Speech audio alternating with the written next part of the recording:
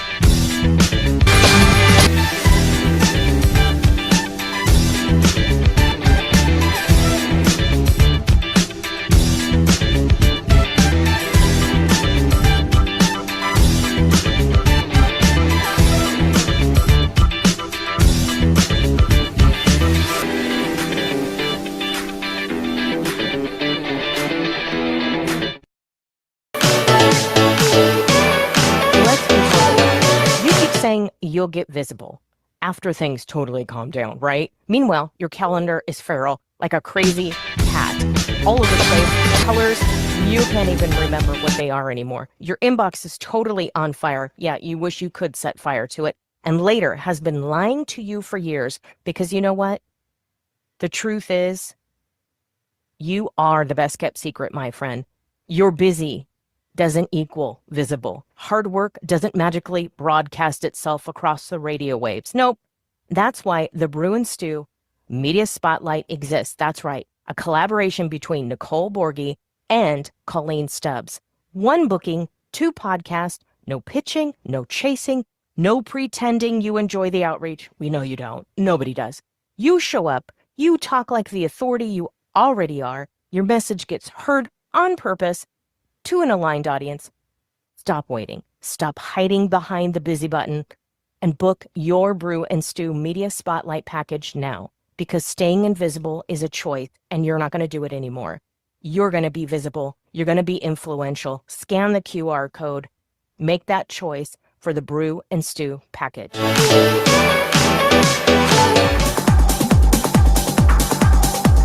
Busy, booked, exhausted. Your inbox is screaming at you like a siren. Your calendar is still feral. Still calling yourself visible and you're just the best kept secret? Turns out I was right there with you, my friend. Wasn't getting seen, was just the best kept secret. Wasn't getting heard, definitely kind of getting paid. But here, the magic, my friend. It's a collaboration between Colleen Stubbs and Nicole Borghi. The Voice Lab on the school platform shows you how to use podcast spotlights, summit stages, and simplified, yeah, that's right, simple outreach systems so your visibility actually works. Get seen, get heard, join the free Voice Lab on the school platform, and you're going to get it all. Because if you're working this hard, someone else should know about it. Scan the QR code today.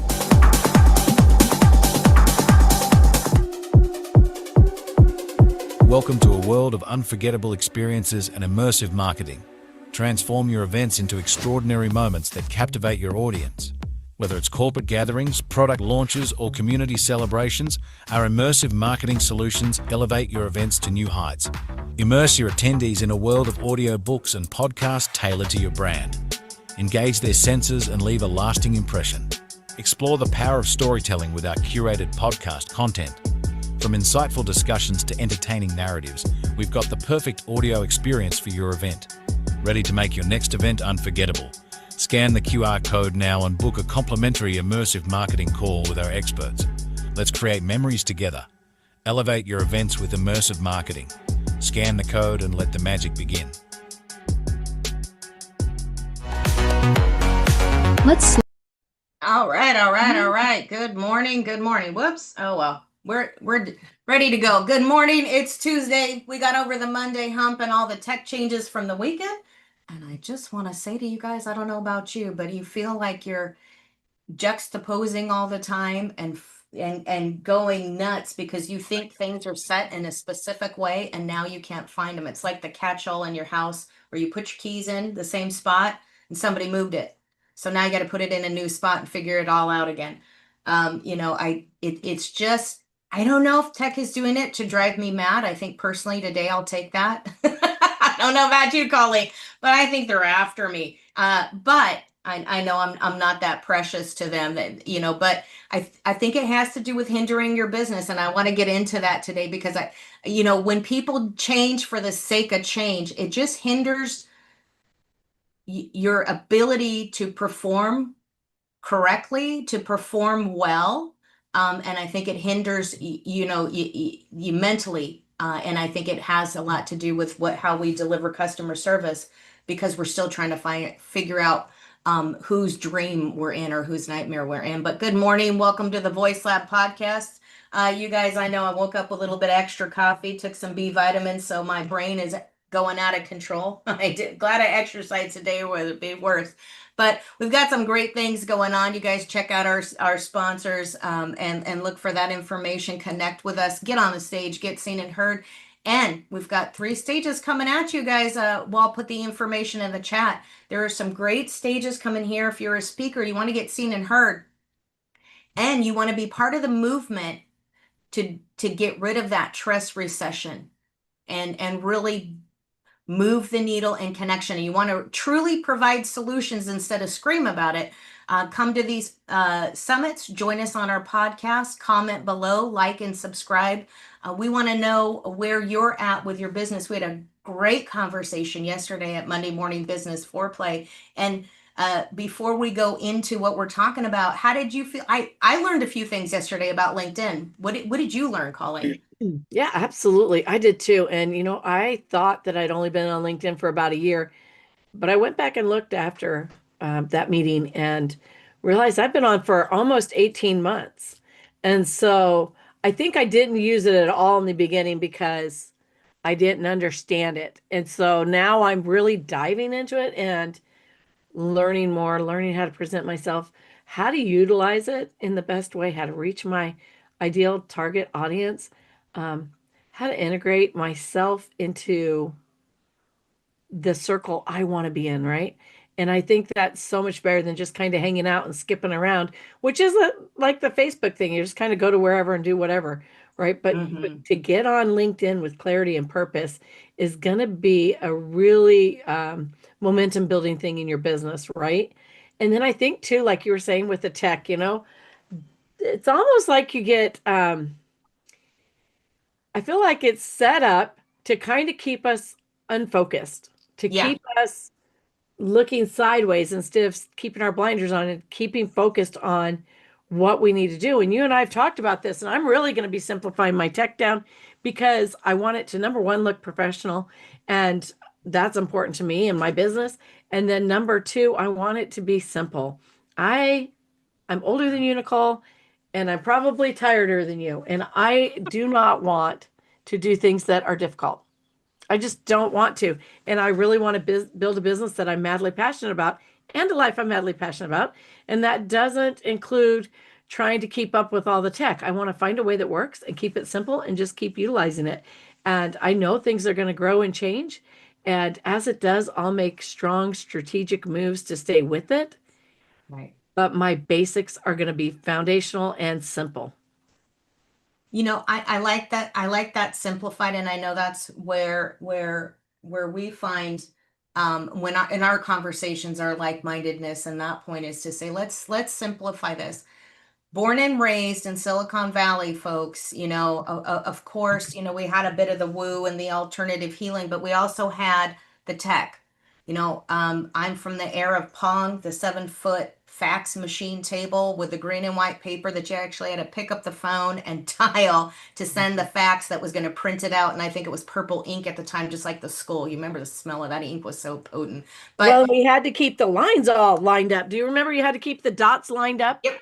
to put them Yeah, in? Yeah, if the dots didn't line up, it on didn't the push track. the paper wheel, and then and then because we were so smart and so geniuses, better than the machine, we'd try to fix it the moment that it was printing out, and then the lines would get skewed, and then the paper would crumble, and then Yeah. it would feed wrong and jam, and then you slide your thumb across the ink and smear it, and you had to redo the whole thing all over again. What a nightmare it was.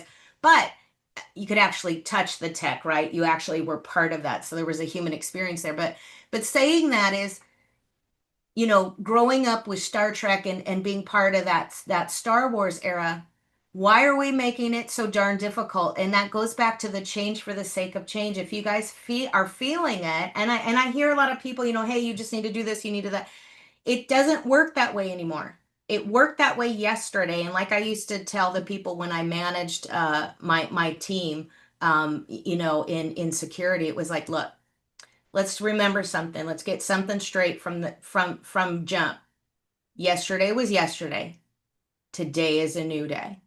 So whatever you had yesterday, you have to come into the office 15 minutes early and make sure that it's all there, because you never know who moved it, what happened, because we were an outsourced company. So there's two or three other companies over us that would do and move and decided they would change stuff. And I was responsible for 3 or 4 phone lines, and I had 2 cell phones. And it's like, you have a way to communicate with me, but people feel they just need to go and tell you how to live your life and what to do, so they're going to move it around. So you got to get up in the morning, you got to get there a few minutes early, and just know that you have plan A, B, and C and D, and then they're going to come to F, and I won't say it because we're live, but F is just going to screw the pooch right there, and that's where they're at, and it is. There's a lot of stuff that gets in the way, and people are changing it. It's very complicated to go in there when you're live, and you've got to revamp LinkedIn. I don't just get to go to the page to make sure we're live. I have to go to 12 steps, Right. and it's like I need recovery from it. But let's get into this because we want to simplify it, and that's what we're here for. And not come over here moaning and groaning, but I want you guys to know from my heart that I feel you and I know where you're at, and I think you're on the same page too, Colleen. Is that let us take those steps, let us triage that chaos, and then bring it back to you. So guess what? You don't have to deal with it. That's why we're here, and I'm always up for the challenge, and I like to navigate it through. And hopefully it's supposed to slow down a little bit this month, and we'll get that needle push for you. And just know, and we're going to be talking about Alex Hormozi. He's got this great clip that we want to get into. It's called 8 Ways to Get Leads. And what we want to talk about, because it has everything to do with why you're speaking on a podcast. It has everything to do with the reason you're networking. It has everything to do with when you try to grow your email, you need leads. And what does that do? It gets you seen, heard, so you can market your business and leverage this this media machine that we have created for ourselves because we're such a DIYers, that you want to do it yourself. Here's the best, most responsible way that you can care for your clients and send out a message. So we're going to talk about stages as lead magnets. That's a stage is anywhere you got a mic and a voice that you're sharing, maybe a camera. They're summits are traffic channels, and entry points are social media and owning attention instead of renting it. So those are 4 main points that we're going to focus on. But Alex is going to talk about the 4 ways you yourself can get leads, because you've got to plug them into a machine, and Colleen's going to help you plug that in. So anything you want to say before we get to that video, Colleen? Well, let's just do a spoiler alert here because you do have to do some work. Oh man. I know it, right? But you do have to put some effort into this. And that's one of the reasons that I really like following the Hormozis is because they keep it real. I've seen so many people come online and they want to build a business and not invest in themselves, not invest in their business, not invest their time or their energy. And I think where this is no different than having a power bill if you had a brick and mortar business. This is no different than making sure that you show up 15 minutes early before you open your shop and make sure that it didn't flood overnight or whatever that might look like, right? There is all the prep that goes into it. There is work and effort that goes into building a business. Thank you to the Hermosis for just providing the outline and the guideline and then giving us the opportunity to share that with you. So, yeah, let's jump into that. All right. I remember as I key this up, I do remember um, that when I first started listening to Alex Hormozi, people were like, "Oh, he's got great business stuff." And yeah, it sounded great when I started, but I had no clue what he was talking about. And I Well, didn't know that I needed it. and And I I'm didn't just know going to that I was say, so lost that I had three coaches at the time and people were helping me with my business and speaking, but nobody. And I kept a speaker coach because he helped me more with business and just being like you, straight to the point to make it make sense. But that means that they did me more of a disservice and harmed me more. I know I'm not talking that I wasn't accountable for hiring them. I get that. But I believe that they did more harm as a coach to me and my business when I was naive and vulnerable because they didn't want to talk about strategy and structure. And I think that's so important. And you always come back to that, Colleen, I do. with the Now let's strategy and talk about this a structure. little bit. I think I love Alex. I'm not saying I don't. But I'm just going to say, and it's not just because I love women, but I'm going to say that look at his wife and she's got the balls in the game there. He's very brainy and he's very smart and he's very direct and on what he is. And he works out too. That helps. Well, she works out too. So Yeah, he I know. I'm just saying, as a man, it but gives him a few points there. it does, but she's got the balls. She's like, who cares if you're scared? Why would that stop you? I mean, she calls that out as it is. And it's such a wonderful blend that they are as a couple. I love listening to both of them, but to be perfectly honest with you, she's like my treadmill motivation, right? Like in the morning when I'm working out, I'm listening to her. When I'm driving somewhere, I'm listening to him. But she is motivating to me. Her outlook, her straightforwardness, her direct and to the point way of doing things, and really addressing things that relate to me as a woman too, like saying, so what, you wake up and you're moody or this happens or that happens. This is exactly how you get past that to grow your business and stay business focused or to get on with your life or whatever that looks like.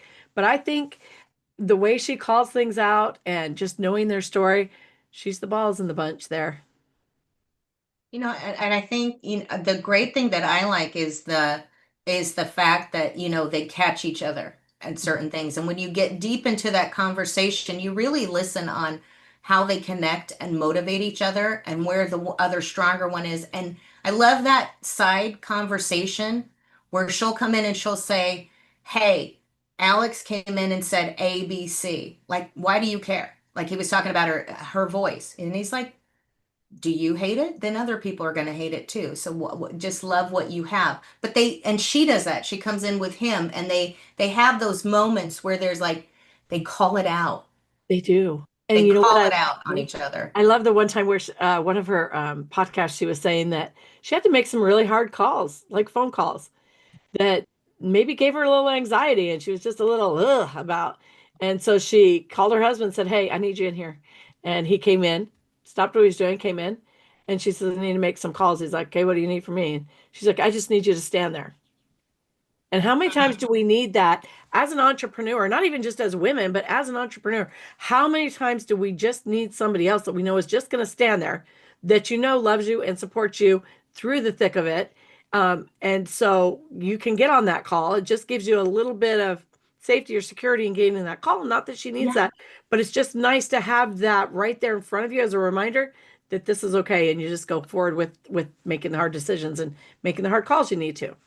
And people forget that that's happening in the background. And I think a lot of people are, I'm such an independent this. I'm an independent business owner. I'm a solopreneur. I'm doing it all myself on my own. And I see that with a lot of clients. And there's a lot of people that say that, and currently it's women. I do it all alone. Years ago, it was men. I mean, we just switched roles. That's all. But you see that a lot where like, I'm doing it all myself. No, you're not. There's people in the background you're not giving that gratitude for. And and just give that gratitude to them to say, hey, thanks for just being my roll dog. Thanks for being my wingman. Thank you for just being there to support. Yeah. And anyway, and then don't put that down in the same way and the your self-defeat. But let's get to this clip, and that I think that's very important. Who's your team, right? So we're going to talk about Alex. This is Alex Hormozi's. It's 8 ways to get leads. We're just going to get into the first 4 real quick, guys. And just, how do you get the leads and then what are you going to do with them? So simple stuff. Let me key this up here and I got that on the screen. Can you see that? Yep. All right, let's go. Maybe put a little sound in there, folks. Maybe make it bigger in the corner. And you should understand one of them very well at the very least. There's 4 that you can do on your own, and there's 4 that you can use other people for. The 4 that you can do on your own is that you can reach out to people you know. Like if you look at every single follower you have on every single social media, every email that you've ever collected across all your email accounts, you probably have a few thousand leads throughout your lifetime, and you just ask them if they know anybody. The second is that you can reach out to strangers one-on-one, and that's cold calls, cold emails, so forth. The third is that you make content, and then the 4th is running paid ads. So if right now you're like, man, I need to get more leads. If you're not doing one of these 4 things, that's why you're not getting more leads. Like there's no. And that's it. It's as simple as that. You I got love that. And so when they said that, Nicole, I heard this a long time ago. I went to my phone and downloaded my 9,000 contacts and put them into a CSV. And I thought, you know what? I should. And this was my personal phone that I've had for contact list in my phone for 20 years, and I thought, I still haven't got the courage to just upload that and go do it. And that's my bad. But it's a real reminder for me that there's 9,000 people that know me that I've either sat down with at some point in my life or had some conversations with, had a relationship with of some sort, whether it was business or personal, and they are right there. And it's not me asking. This is something I love about that. So listen up, take notes here. This is not you going to those 9,000 people and saying, hey, this is my business. Do you want to buy from me? It's not that. It's not that. It's you saying, hey, guess what? I haven't touched bases with you for a while. This is where I am in my life, and this is what I'm doing with my business. Do you happen to know anybody that might need my services? Please, pass my number along. Right. And that takes the pressure off of the sale. Like it's not that, but now that person is aware, not only aware of what you're doing, where you are in life, but they're also like, you're top of mind when they're communicating with everybody else. And so if everybody that I do that with, let's say 10% of them, 900 of them walk out into the world with me top of their mind, talking to other people, holy cow, right? Like I need to get on that. Yeah, and that's the way that you say that with the leads. I remember starting in an MLM, and we're still talking about leads, and we're like, get 100 people out of your phone, and you got to list 100 people right now that you're going to get on the phone and tell them you bought this really cool product. Well, first of all, I want to know the product. Secondly, I want to experience it. You're not that good of a hype person. Just because you tell me, and I've had leaders, I've had very top professional people over me, just come up to me and tell me something. And if they tell you, get on your knees and pray or drop down and give me 10 push-ups, you're going to do it without question. When you come to people that you don't know, you haven't developed a trust, and they're like, just this is a cool thing and it's sparkly and you have FOMO. I don't have FOMO. I'm the last person. I don't have an addictive personality. So you got to kind of give me a little spark, maybe a little taste, give me a little bit of the lasagna so I can feel, get the flavor and tell somebody how wonderful it is. But then they tell you, go into your phone, get a list, get all your people, write them down, 100 people, you're going to pick up the phone and call them right now. Well, yeah. I just walked out of the police department. I wasn't in jail. I was working there or security. And it's like, that's private. I love the way that you approach it because I didn't understand how to approach them. And I don't want to bang a drum and tell them to buy my cool thing. I'm not asking my mom. The way that you said, say that again, what you did, how you approached those people and told them what you were doing. Yeah, you just reach out and you just say, hey, haven't talked to you in a little bit. but wanted to take a minute and catch up. This is where I'm at in my life, and you may add something personal in there.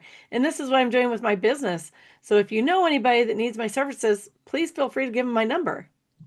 You're not saying to them, you need my services, or I found this really great thing for you. You're just saying, hey, look, just to bring you aware of where I am. And these are people you've had a relationship of some sort. It doesn't matter, it may be the AT&T guy from the AT&T store that I have his contact in here, but it was probably memorable or I wouldn't have his contact, right?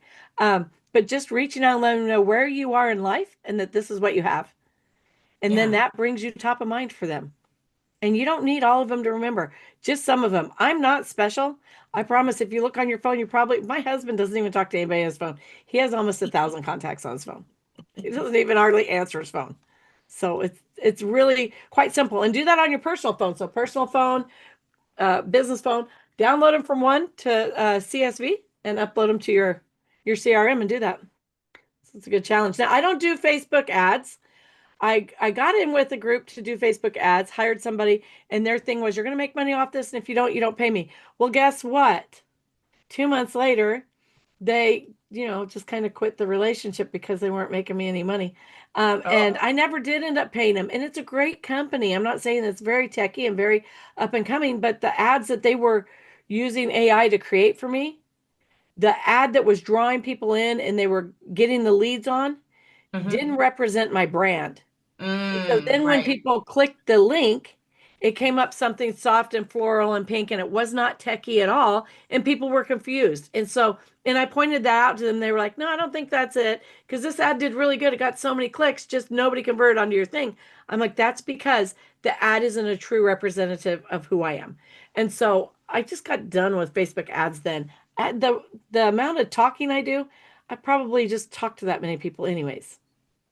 Well, that's it. And it's like, look, you do yourself a better service. And I noticed this the other day. So when we're generating leads and we're talking about stage time, you get stage on a podcast, you get stage time on a summit, you get stage time when you're in networking. Grab the mic, tell people about your room experience when someone calls you up, raise your hand, have something to say, try to participate. Don't just give people a spiel because you're not following along if you don't know where you are, but try to participate as much as you can. And even if you raise your hand and someone doesn't call on you, people think you're the expert in the room or you're comfortable with the people on the mic because it looks like you're going to participate. So try to have something to say. It's just like social media. Don't just heart that post, but give a comment. But that is the thing is that what are you using with this content? And I noticed on the school ads, we were talking about Evelyn Weiss on the school platform, and there was a commercial that she is responsible for. She does the ads, and she's one of the top school groups. And when you're doing that research, Alex Hormozi has an ad where he's on a stage at school. His ad is talking about creating ads.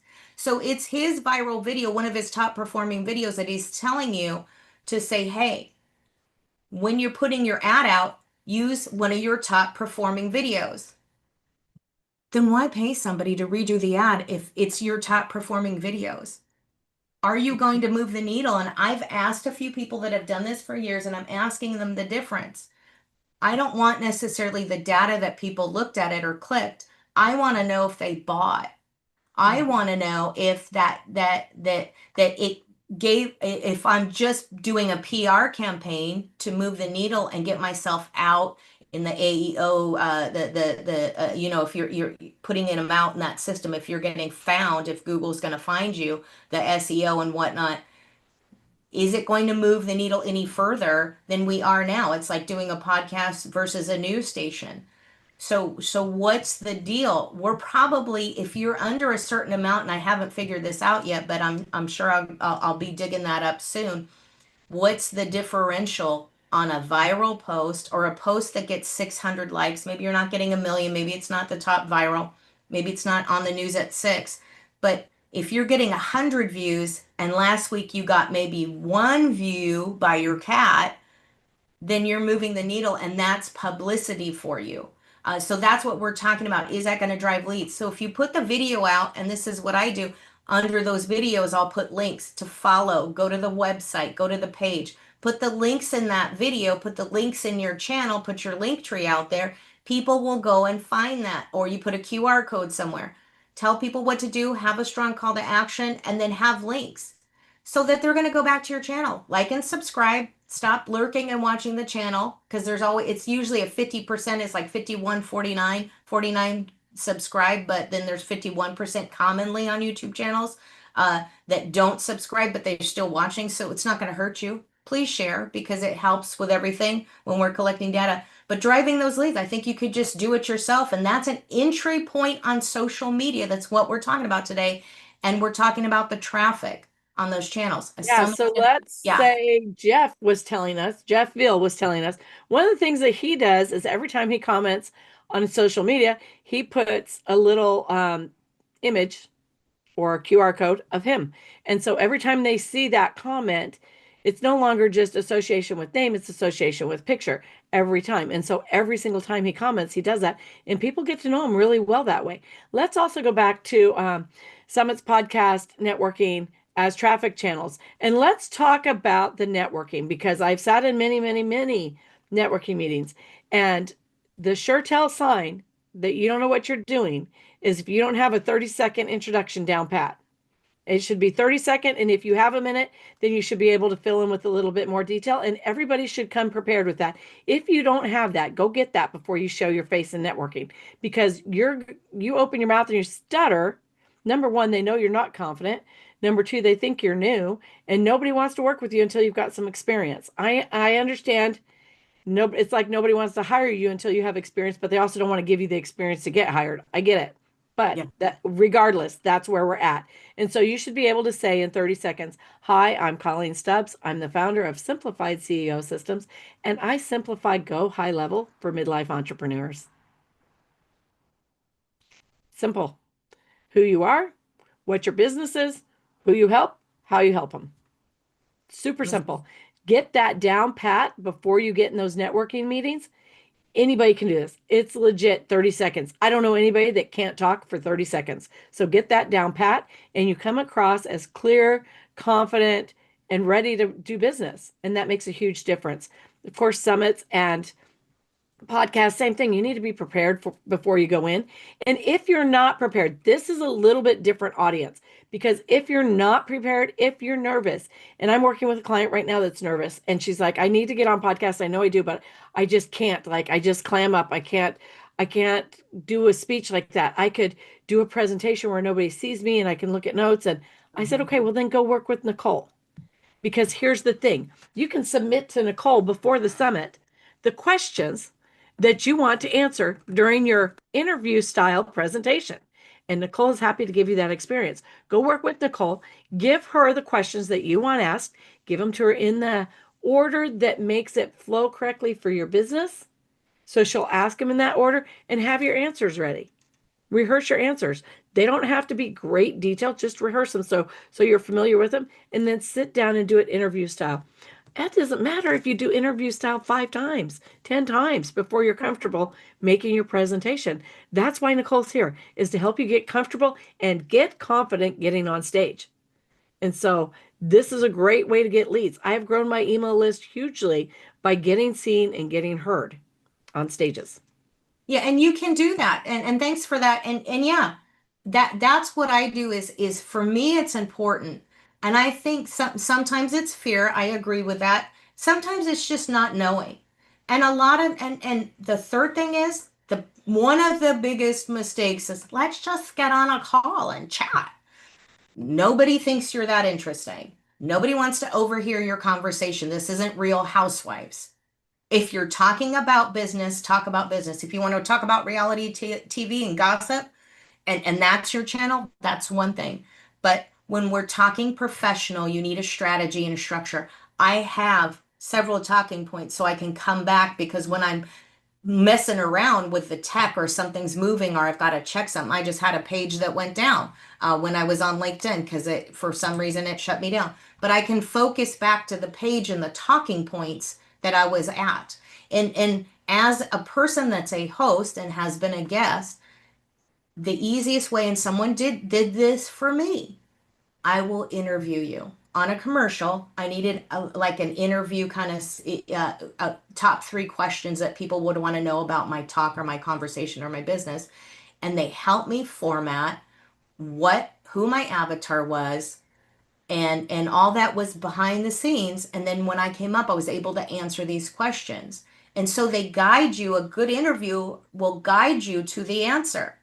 That doesn't mean you have to tell everything. That doesn't mean you have to give your whole life story for one answer. People will find that out later on you.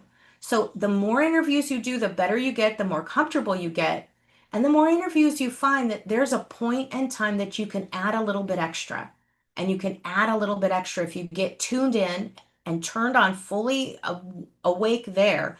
And then you show up, you can always answer, hey, I noticed this, or hey, I noticed this, or hey, I wanted to add that reminds me of a story, something that happened to me when I was younger. It correlates to that question, and then you can identify where to answer that. But if you're here and you take the mic back from the host of the event, this is where it looks bad. This is where you start to feel bad, and we don't always assess this properly, I think, as guests, especially when we're new, is that allow the host to be the host. Don't interrupt them. I mean, sometimes there's an exciting part of the conversation or there's a good debate, there's a little interruption. That's okay. That's a professional way to do it. But if you tell the host that they need to wait because you need to hear something else, or you tell the host that you don't want to talk about that, you want to talk about something else. In a professional setting, it's not a gotcha question. In a professional setting, you're not being a good guest. And then you wonder why you're not getting booked. And then you wonder why you're not getting referred. Remember, it doesn't matter if you feel they're neurotic or prideful or whatever. You're their guest, especially if you're free. I So, love that you say that, Nicole, because I feel like it's like I took etiquette classes as a child being raised, like, so I could learn to set a table correctly, so I could learn to do certain household things correctly. Um, and I feel like you saying that really sets the precedence for what's expected. And so many hosts don't go over that.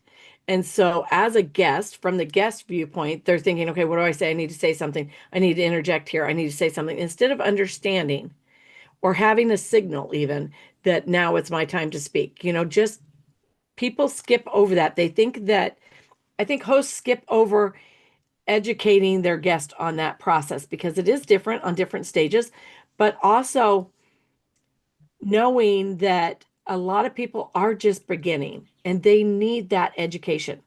They need to be educated like, hey, when I stop and look at you, or I'll ask you a question directly with your name, that's when you respond. Just letting them know that, because I think as hosts, just like anything else, they get so far into working with people who are more advanced, they forget that the little guy, the small guy, the beginner, the basic person needs education. And so I love that you give that education. I think that is extremely important, and really just saves people from, it just helps them save face. Let's be real, right? right. And I think that's really, and as a host, you can call them out politely and professionally and say, not, hey, it's my show, right? It's, hey, we'll get to that audience member's question. I have a question for you, and there's a topic I would like to follow. There's a string that we're pulling here. We'll get right back. But tell them as a host, disclose that. The best way to stop gossip, the best way to stop people from talking about how bad you are, the best way to fully make sure that there's clarity in that, and I learned this a long time ago, is to not just tell the truth, but answer the question at the time and address the elephant in the room in the moment.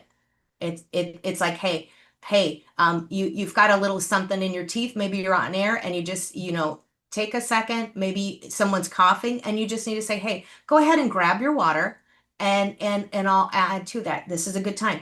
If your guest is coughing while you're on the mic, first of all, they should know to mute their mic. There's times you should know that cough is coming. You're going to mute your mic. Just call attention to, hey, I've got a little something in my throat. If I have to go on mute, and you just tell people that if it's on air, disclose that. Nobody's thinking, nobody cares anymore.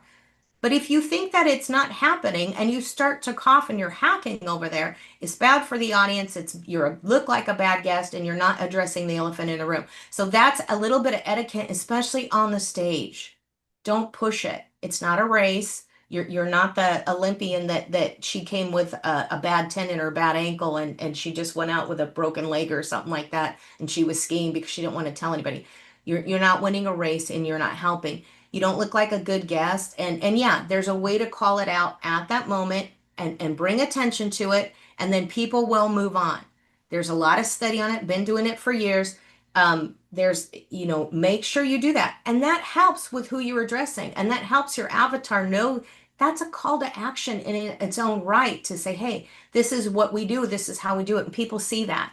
And then you let your audience know that you're a professional. So when you're gaining those leads and you're reaching out to that clientele, they're going to listen to you because you're the professional. They're going to want to be part of it and you're the professional, right? So it's really about how to be a good guest. It's about how to be a gracious host, and it's about owning the stage and knowing professionally that you're going to show up on time every time, and you're going to tell people that's the time to move the needle forward. We had a lot of people that are coming out of corporate America right now, and they are going to dominate this because they need to make that money back. They have the experience, the know-how, and they're professional. And they're going to dominate over you, the little guy, because you're just sitting there worried about the small stuff, right? So they want to be good leaders. So that's what you got to do, and that's what you're taking those lead magnets. When we're talking about entry points, you got social media that you're meeting people in. Are you DMing them? Are you referring them? We have a network on Monday that we just had with networking. We have referrals that we're working on, and it's an education process. People have to learn to pattern match it, I think, and you do this really well. It takes me a minute to kind of recognize the pattern, but once I understand how to pattern match who works together, I think that makes such a difference. Now I can go in there, okay, these people may work together. These people may be okay. Sometimes it's the fact that you don't know who you're referring. You don't, and that's where you're talking about their pitch and having their paperwork up so they can have, give that pitch. If you are not clear, people don't know how to refer you. And sometimes it takes a minute to get on a phone. There's the gentleman the other night, and I had a great conversation with him. Once we got on the phone, we could refer each other. I think sometimes that's what it takes. So let's move that needle in there. And that's a good call to action to get leads and get referrals. And that's what Alex was talking about with your outreach from the people that you know, right? So this is what we do on Mondays in networking is we're doing what we're bringing to you is like calling with the referrals is to outreach who we know, right? I don't think we do that enough. Right. I think that we set them and forget them, right? Can we say that? We just put them in our system and forget that they're there unless we need them. And so we need to make sure that we are, well, there's a process for in the first place. I like to have about 6 to 8 referral partners that I keep top of mind all the time and that I meet with every month and that I talk about my goals with and talk about my strategies and what I've planned out for whom. And that it's not a sales call, it's just letting them know where I am. And they do the same with me. And that keeps me abreast of any changes in their business or any refocusing on a different area or a different clientele or anything like that. Just kind of gives me a new lens to look out for the next month for those people.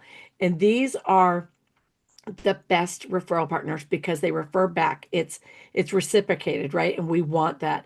And so there's that. But then also making sure that when you're putting people in your CRM or your Rolodex or however you do it, that you have in there what they do and who they want to work with. And so then when somebody says to you, and I really like the CRM, it's a lot easier than a Rolodex, and I have both. But then when people say to you, hey, I really am looking for someone in finance that helps finance small businesses, then I can literally just type in finance small business, pull it up and see who's in there and grab them out and share them. And of course, if they come into the meeting and they present themselves and can clearly and confidently state what they do and who they do it for, that makes a huge difference. I have said to people, and you've heard me say, Nicole, I'm sorry, I'm not clear on who you need connected to. and I'm not clear on why. So we're going to give you a few minutes to get clear on that. We'll go to the next person and come back to you, right? Because it is so crucial. If you don't get clear on what you're doing and on your philosophy first, and then communicate it, then you lose your power. So if you want to be powerful in a room, if you want to appear confident, then you have to clarify your own philosophy first, your own mission, your own business. You have to be completely clear on it. And then you have to communicate that in an articulate way. Very well articulated, very specific. It doesn't have to be fancy. It's not time to be cute. It is not time to be creative. You need to say, I simplify, go high level. Make it short and sweet and to the point so people understand, and dumb it down. And when I first came online and they said dumb it down, I was like, yeah, right. And they're like, no, to a fifth grade level. And I'm thinking, I homeschooled my kids. I would say to my fifth graders, okay, I said this, tell me back what I asked you to do. And they would tell it back. And sometimes they don't get it. And so it really is important that you dumb it down so that people get it. Because otherwise, not only have you wasted your time, you've wasted theirs. And so it's super important. So wrapping this up, if you guys get a chance, go look up Hormozi's clip, 8 ways to get leads. We only shared 4, and the next 4 are equally as great. So you'll want to make sure that you go look that up. And as a matter of fact, we can put that in the chat real quick. I will do that. So you guys can go reference it.